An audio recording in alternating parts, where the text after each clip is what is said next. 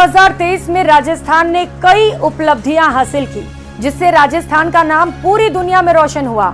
लेकिन अच्छी घटनाओं के बीच इस साल ऐसी घटनाएं भी हुई जिसने पूरे राजस्थान को हिलाकर रख दिया। जयपुर में श्री राष्ट्रीय राजपूत करणी सेना के प्रदेशाध्यक्ष सुखदेव सिंह गोगामेडी की हत्या, भरतपुर में गैंगस्टर कुलदीप जगीना हत्याकांड, भीलवाड़ा में बच्ची से रेप और जयपुर सचिवालय में मिला सोना और कैश। इन घटनाओं की 2023 में खूब चर्चाएं हुई। साथ ही पेपर लीक की गूंज तो पूरे देश में गूंजी। इन घटनाओं पर जमकर सियासत भी हुई। हम आपको ऐसी 10 घटनाओं के विषय में बताएंगे जिनकी गूंज राजस्थान ही नहीं बल्कि पूरे देश में सुनाई।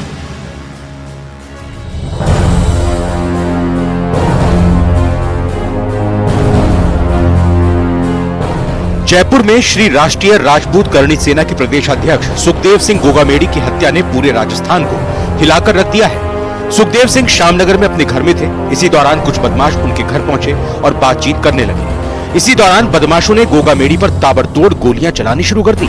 बदमाशों ने गोगामेडी को इतनी गोली मारी कि वो वहीं पर ढेर हो गए। इसके बाद राजस्थान के कुछ जिलों में काफी हंगामा हुआ। राजपूत समाज के लोगों ने जमकर धरना प्रदर्शन किया। हालांकि पुलिस ने तुरंत कार्रवाई करते हुए दोनों आरोपियों को पकड़ लिया। गृह मंत्रालय ने सख्त कार्रवाई करते हुए गोगामेडी हत्याकांड की जांच एनआईए को सौंप दी है। लेकिन इस हत्याकांड को अंजाम देने वाले मुख्य अपराधी अभी भी गिरफ्त से बाहर है। हालांकि कुछ अपराधी दूसरे देश में भी हैं, लेकिन इस मामले की गूंज पूरे भारत में सुनाई दी। भले इस केस की जांच एसआईटी कर रही हो, लेकिन इस बार राजपूत समाज झुकने को तैयार नहीं है। अगले साल भी आपको इस केस पर शायद सियासत होती हुई दिखाई देगी, क्योंकि ये मामला इतना बड़ा बन गया है जिसकी चर्चा थम ही नहीं रही है।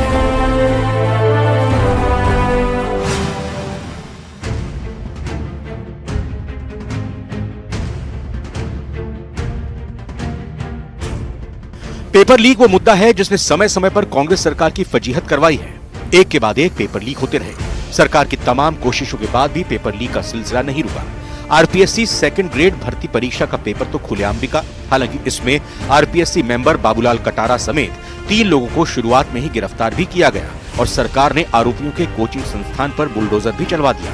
वैसे 2019 के बाद से राजस्थान में हर साल औसतन 3 पेपर लीक हुए हैं। इससे लगभग 40 लाख छात्र प्रभावित हुए हैं। एक जांच के दौरान पुलिस अधिकारियों ने पाया कि लीक हुए प्रश्न पत्र 5 से 15 लाख रुपए में बिके हैं। हालांकि शिक्षा बोर्ड के मेंबर की गिरफ्तारी भी हुई।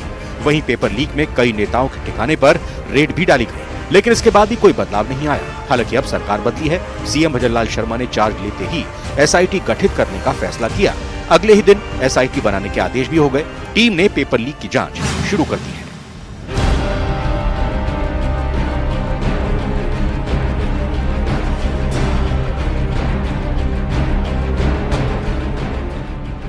भरतपुर जिले के गांव घाटमीका के जुनैद और नासिर हत्याकांड पर पूरे देश में चर्चा हुई।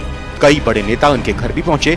नासिर और जुनैद के जले हुए शव 16 फरवरी को हरियाणा के भिवानी जिले में एक वाहन के अंदर पाए गए थे। जांच के बाद ही सब कुछ सामने आया था कि दोनों मृतक कौन है। वहीं इस मामले पर राजस्थान और हरियाणा पुलिस भी आमने सामने हो गई थी। जुनैद और नासिर का अपहरण कर हत्या करने का आरोप परिजनों ने लगाया था।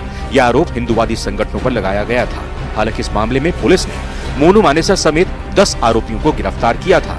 मारे गए नासिर और जुनैद कुख्यात गौ तस्कर भी थे। उन पर गौ तस्करी के कई मामले पहले से ही दर्ज थे और उनकी पुलिस के साथ भी कई बार मुठभेड़ हो चुकी थी। वहीं इस घटना की आंच हरियाणा में भी पहुंची और नूंह में हिंसा भी हुई।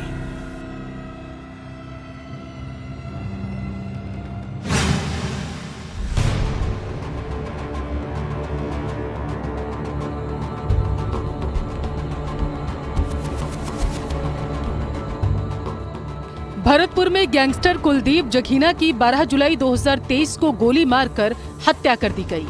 पुलिस गैंगस्टर कुलदीप और उसके साथी विजयपाल को जयपुर जेल से भरतपुर के कोर्ट में पेशी के लिए ले जाया जा रहा था। तभी कुछ बदमाश बस में घुसे और फायरिंग कर दी, जिसमें कुलदीप की मौके पर ही जान चली गई। कृपाल जगीना और कुलदीप जगीना के बीच जमीन को लेकर विवाद चल रहा था। इस जमीन पर कुलदीप निर्माण करा रहा था, जबकि कृपाल ने इस पर स्टे ले रखा था। इसके बाद दोनों एक दूसरे के जानी दुश्मन बन गए।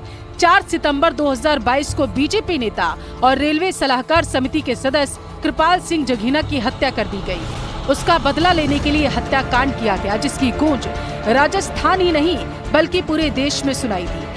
हालांकि इस गैंगवार में पिछले 2 साल में 7 से ज्यादा लोगों की जान जा चुकी। और अब भी जारी है। पुलिस के तमाम प्रयास के बाद भी लगातार हो रही हत्याओं का सिलसिला थम नहीं रहा। 2023 में राजस्थान में इस गैंगवार की चर्चा हर तरफ थी। आने वाले साल में भी ये थमता हुआ दिखाई नहीं दे रहा।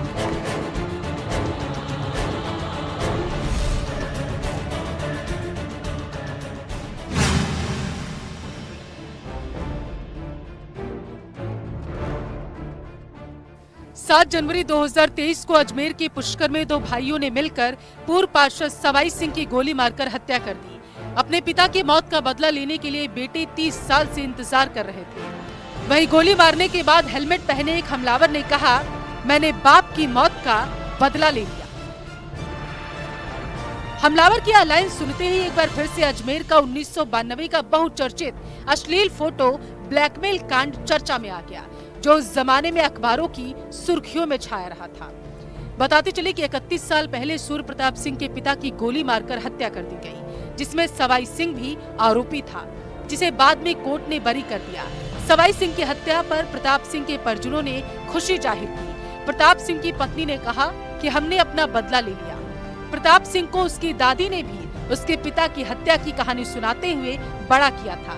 2023 में सवाई सिंह की हत्या पर फिर से चर्चा शुरू हो गई। हालांकि प्रताप सिंह जेल में है और उसका बदला भी पूरा हो चुका है।